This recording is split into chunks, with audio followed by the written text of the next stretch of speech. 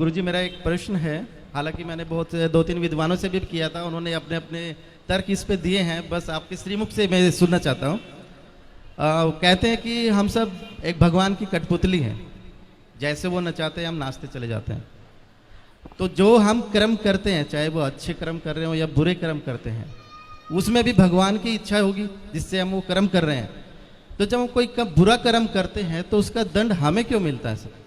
मेरा ये प्रश्न है सर। बहुत सुंदर प्रश्न है इनका, बड़ा गहरा है, बड़ा अच्छा सवाल है। बहुत कम लोग प्रश्न करते हैं ऐसा, आपने प्रश्न किया है, उत्तर दे रहे हैं। सारी काम भगवान करते हैं, कहते हैं ईश्वर की मर्जी के बिना पत्ता भी नहीं हिलता। तो जब सब भगवान करते हैं तो फिर पापी व्यक्ति क्यों है? बिल्कुल बिल्कुल, है ना। हमने चोरी की तो फिर हमने वो भी ईश्वर की मर्जी से की, क्योंकि सब ईश्वर की मर्जी से हो रहा है। ये सवाल है आपका। जी जी बिल्कुल। अब उत्तर के लिए आपसे ही मैं प्रश्न करूंगा। जी बिल्कुल। आपकी एक गाड़ी है, माना कि एक कार आपकी है और आप मालिक हैं, कार के मालिक। आपने एक ड्राइवर लगा रखा है जी।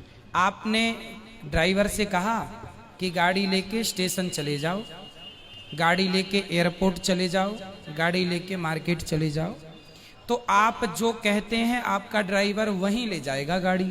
जी। गाड़ी आपकी मर्जी से चलती है, चलाता तो ड्राइवर है पर मर्जी आपकी है। सही है जी बिल्कुल। आपने गाड़ी एयरपोर्ट के लिए रवाना की, जा बेटा मेरे गेस्ट आ रहे हैं, जाओ एयरपोर्ट से लेके आओ। ड्राइवर गाड़ी लेके चला, आपकी मर्जी से जा रहा है। जी जी।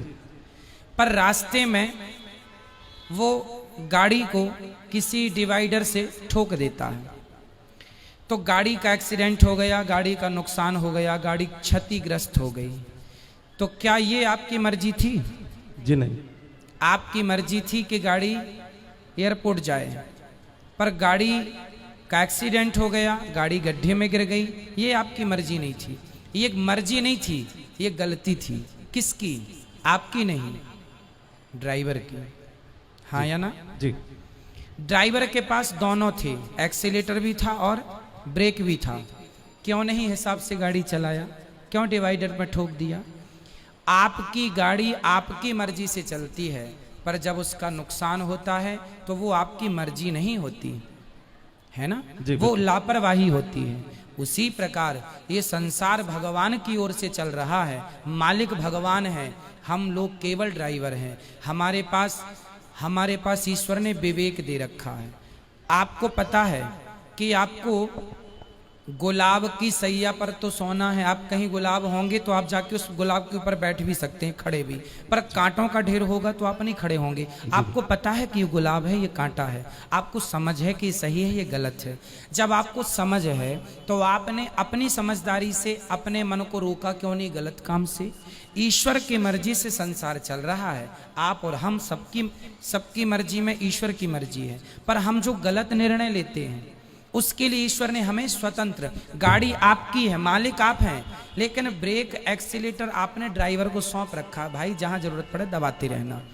उसी प्रकार ईश्वर ने भी हमें बुद्धि देके स्वतंत्र कर दिया है कि जहां जरूरत पड़े वहां अपने हित में अहित में सोच लेना।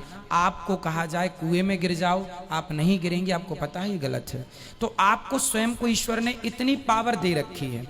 मालिक तो आप हैं गाड़ी के, लेकिन कुछ पावर ड्राइवर के पास भी है ना, ब्रेक एक्सीलेटर। उसी प्रकार संसार ईश्वर का है, संसार ईश्वर की मर्जी से चलता है, पर जब आप गलत करते हैं तो वो ईश्वर की मर्जी नहीं होती, वो आपके मन की गलती होती है। आपने अपने मन को नियंत्रित क्यों नहीं किया? ड्राइवर ने गाड़ी को क्यों नहीं नियंत्रित किया? अब नुकसान हुआ है तो वो ड्राइवर को भी चोट लगेगी, मालिक को चोट नहीं लगेगी। भाई एक्सीडेंट हुआ है तो चोट, मालिक तो घर में बैठा है, मालिक तो परमात्मा है। अब तुम ही ड्राइवर हो तो तुम ही भोगो फिर। तो अपने अपने किए का दंड, ईश्वर की मर्जी से संसार चलता है, पर उन्होंने हमें सही गलत की सोच दे रखी है। सही गलत क्या है वो पहचान दे रखी है। अब आप गलत करें तो इसमें दोषी ईश्वर कैसे हो सकता है?